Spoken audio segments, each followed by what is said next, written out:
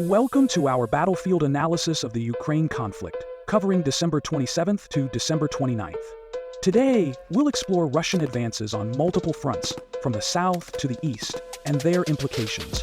Inspector Scott Ritter, a respected military analyst, has drawn attention to Russia's recent momentum, setting the stage for a broader discussion on the ongoing conflict. We've learned that the United Kingdom and France are willing to send their troops to Ukraine. Can France actually deploy troops? Can England, generate the numbers necessary, etc.? But that doesn't matter, because what they said is they would consider deploying troops after Trump came into office, and if Trump sought to pull the plug on Ukraine. So, there's no French flotilla getting ready to, disembark a French division off the coast of Romania. There's no German armored division that's going to come lumbering across the terrain to flow into Romania and then onward into Ukraine. That's not happening right now. You have people talking about it, but they don't have the resources. They literally there's no resources available to make this happen. So it's just politicized rhetoric. It has no linkage at all with present day reality. Over the past 48 hours, Russian forces have escalated offensives in Zaporizhia, Velyka Novosilka, and Kurakhove. In Zaporizhia, they pushed aggressively toward Velyka and Ivanivka, severing critical Ukrainian supply lines. This advance has widened their control, adding over 20 square kilometers of strategic terrain. Meanwhile, in Kurakhove, Russian forces penetrated the southern industrial zone, pushing closer to the city's core. Inspector Scott Ritter has noted this surge as a pivotal development, suggesting it marks the transition to broader, more coordinated Russian operations. The concentrated effort on these fronts signals an intent to disrupt Ukraine's defense strategy comprehensively. Now let's turn our focus to the Zaporizhia front, where the fighting remains particularly intense. The Zaporizhia 48 hours update, Russian forces achieved critical advances near Kurakhove, capturing fortified positions initially designed for Ukraine's summer counteroffensive. From here, they're launching calculated offensives toward Vidrodzhennia, securing key tactical points along the way. To the north of Lysivka, clashes intensified as Russian troops sought to secure additional ground on Ukraine's side. A significant counteraction reclaimed Kurakhove, threatening Russia's western flank. According to Inspector Scott Ritter, Kurakhove recapture poses logistical challenges for Russia and complicates their ability to maintain pressure in the area. The battlefield remains highly fluid, with both sides entrenched in fierce combat to secure vital positions. Moving next to Velyka Novosilka, Russian forces have also made significant strides.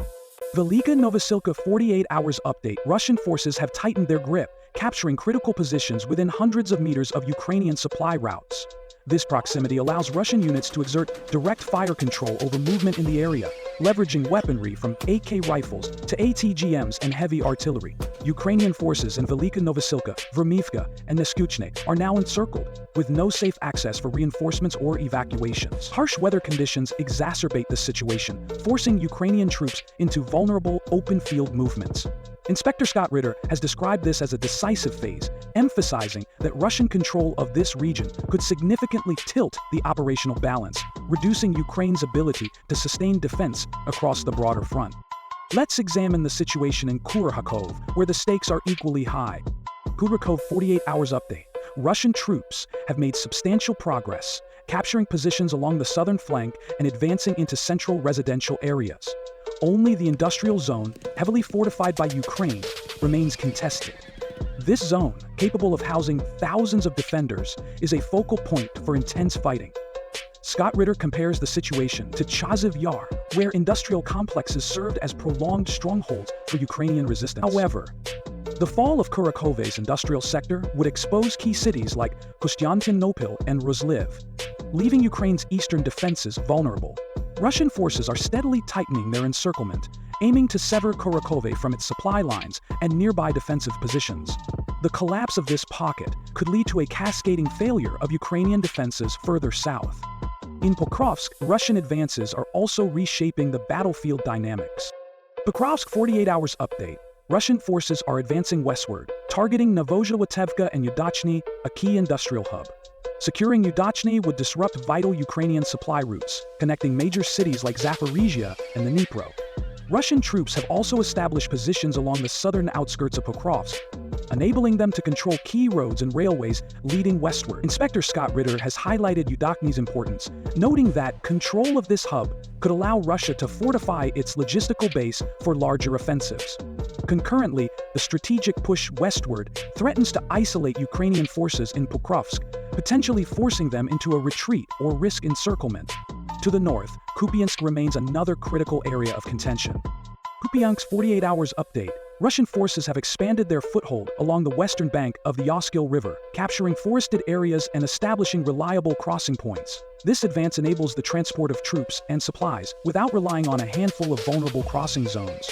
The dual advance threatens Kupiansk from both the south and the east, placing significant strain on Ukrainian forces already facing resource shortages. Inspector Scott Ritter has noted the precariousness of Ukraine's position in Kupiansk, warning that losing control of this area would open a direct path to critical logistical hubs further west.